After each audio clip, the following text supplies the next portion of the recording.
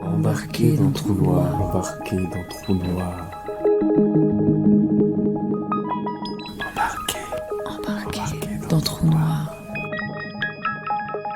Le voyage dans la dissidence sexuelle peut commencer.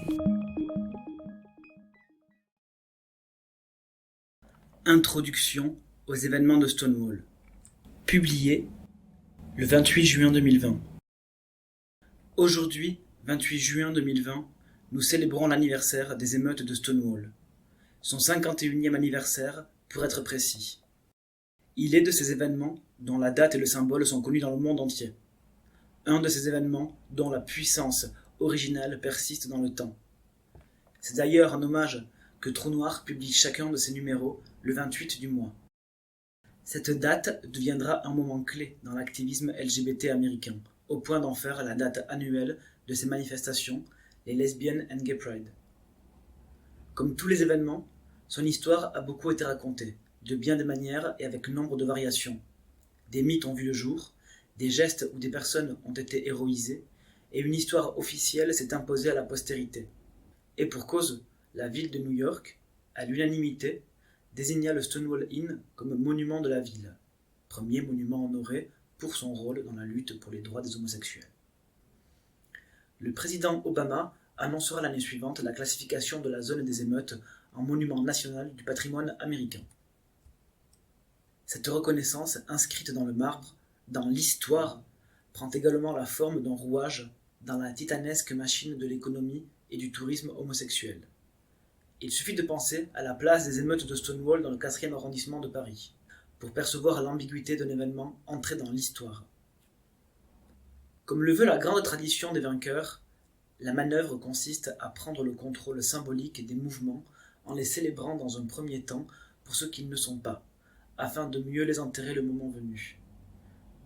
D'une émeute violente contre la police, contre la brutalité policière, les tabassages, les humiliations homophobes et transphobes systématiques, on est passé à une lutte pour les droits civiques.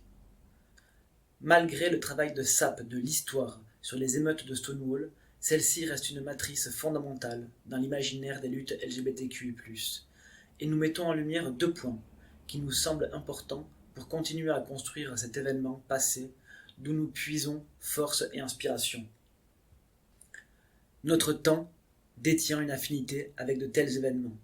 Les émeutes font partie du paysage politique. Elles sont régulières et diffuses et constituent les différents moments des séquences insurrectionnelles qui émaillent notre monde. En France, elles sont une constante depuis 2016. Citons pêle-mêle le mouvement contre la loi travail, dont la fameuse journée aux abords de l'hôpital Necker, les actes des Gilets jaunes, dont le mémorable 16 mars 2019, le moment des tentatives d'expulsion de la ZAD de Notre-Dame-des-Landes en mars 2018, les émeutes de février 2017 à la suite du viol de Théo par la police, ou ces derniers jours, les émeutes partout dans le monde contre les crimes racistes de la police. Et parce qu'elle incarne la remise en question du monopole de la violence légitime de la police, elle est inassimilable par l'État. Elle en est même une opération de destitution en acte. Le premier élément à souligner est le suivant. Nous ne sommes pas quittes de la violence qui s'exerce sur nous. Or, quel que soit l'angle par lequel les émeutes de Stonewall sont réappropriées, le caractère violent et guerrier de l'événement ne s'efface jamais complètement. Et cela parce que toute personne trans, toute femme, tout queer, tout gay ou toute lesbienne a déjà fait l'expérience de cette violence légitime. Et ce, indépendamment de son propre rapport à la violence. Les mythes de Stonewall sont comparables à des vers grossissants, un élément de lien central au détriment de tout ce qui l'environne, qui reste flou. Le fameux mème qui a lancé la première pierre en est un exemple flamboyant. Or, et c'est le 2e élément que nous voulons soulever, c'est un quartier qui se révolte, pas une communauté. Ce sont les clients du Stonewall Inn, aussi bien que les gens peuplant les environs, qui cristallisèrent ces affrontements. Et il n'existe pas de séparation substantielle entre les deux.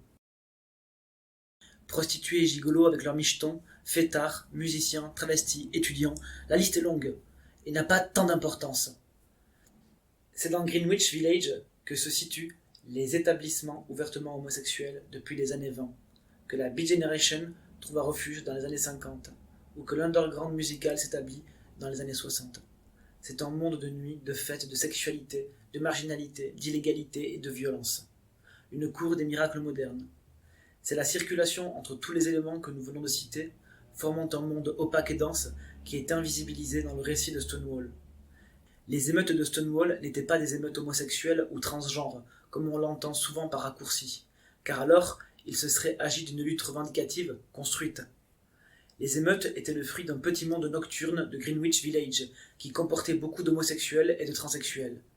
Nous tenons à cette distinction, car elle met en lumière l'aspect éminemment politique de l'événement qui tente d'être éteint. Les émeutes n'étaient pas un moment de lutte sociale, c'est-à-dire de catégorie ou d'identité particulière, mais une bataille dans la guerre des mondes.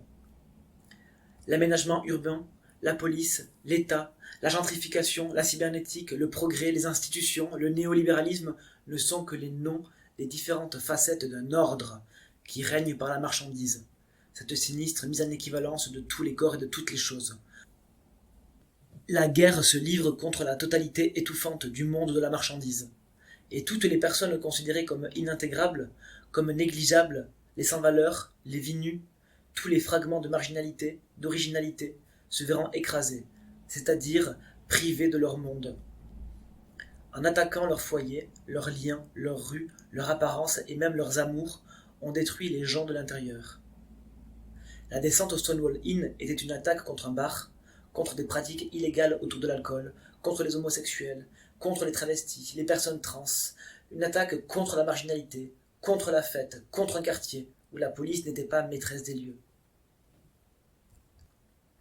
Et ce qui mine le plus les forces de l'ordre qui nous font face, c'est tout ce qui pourrait arriver et qui mettrait à mal le maillage des normes et des dispositifs. Nous sommes partout présents, sous la forme d'un risque permanent. Voilà pourquoi nous sommes les contemporains de Stonewall et non pas ses héritiers.